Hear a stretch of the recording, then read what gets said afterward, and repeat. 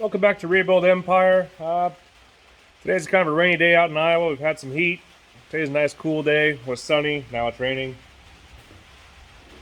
Iowa weather. I got the push rods in, and these push rods are significantly thicker. I can't even. Oh, I got it on the box. And I'm going to lay it down here so y'all can see the difference in what I'm putting into the Cadillac as opposed to what was in the Cadillac. I'm not quite sure why there's a size difference, but I would imagine the lifters are going to make up for that, I guess. I'm not 100% sure. But, so these guys are a lot bigger. And I mean by a lot bigger in circumference. The box had 4 pounds, so when you get 16 of these, it does weigh a little bit. I mean, I'm not even sure if you can hear the difference over the rain, but here's one of these. All right. Oh, that sounds the same. Well, anyway, I don't think I should be having a problem with push rods at all. Sorry for sound quality not really doing what I thought it would do. Maybe they're made out of the same stuff and just have a better tip. I don't know. But they were not cheap. I am going to go ahead and get after putting those in on the passenger side, putting the rockers on the passenger side, and possibly getting the driver's side head installed today. I didn't do it yesterday or the last time I uploaded a video. I was just too dang tired, and it was very, very hot that day. Try to make some progress on the top end and make a little bit of progress maybe on the front end of the engine. And hopefully before too long I can go ahead and drive it, I guess. I don't know. So I'll get after that. I've been at it, folks. When I got the other head on, and in my haste of things, I kind of forgot to install the lifters. Don't do that. Luckily for me, I did not torque the head down, as the head bolts are torqued to yield, and if I would have done that, then I would have to get new head bolts again. So luckily enough for myself, I realized I didn't do something.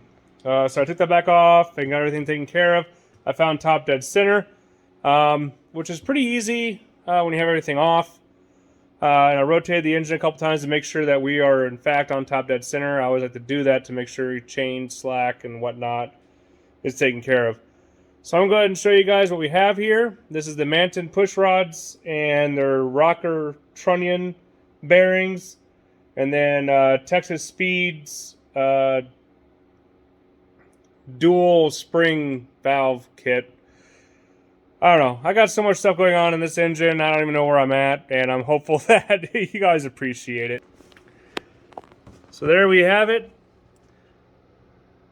There's the passenger side. The Manton push rods come, well, the bearings come with new bearing bolts. So those are hex keys there. There's the dual rate springs for the valves. I had to see another video for my comparison with Manton push rods that you'll notice are in the back there. They are significantly better, thicker. They actually weighed 4 pounds on the slip to ship it to me. Also installed Texas Speed's timing chain that they provide with the kit. And then you can kind of tell here, I am definitely on top dead center. There's the arrow.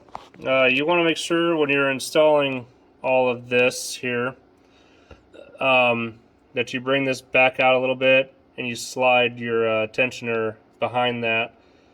This also moves on there, so you're able to slide this back and forth a little bit. Gives you a little bit of wiggle room. And then you go ahead and put this all on there and call that a day.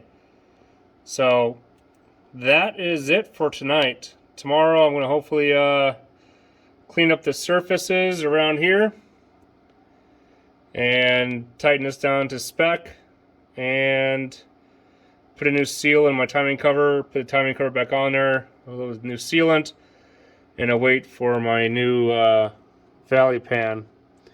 I was going to go ahead and punch in these guys that came with a kit from Texas Speed, but the new Valley Pan cover doesn't even have an option for oil to even think about going inside there. So I'm just going to leave those off there. I don't want to have a chance of, pounding one of these in and it flips off and it goes inside there, because that'd be a bad day. And it can go back to stock if somebody thinks that they want that. So there that is. Top end is almost back together.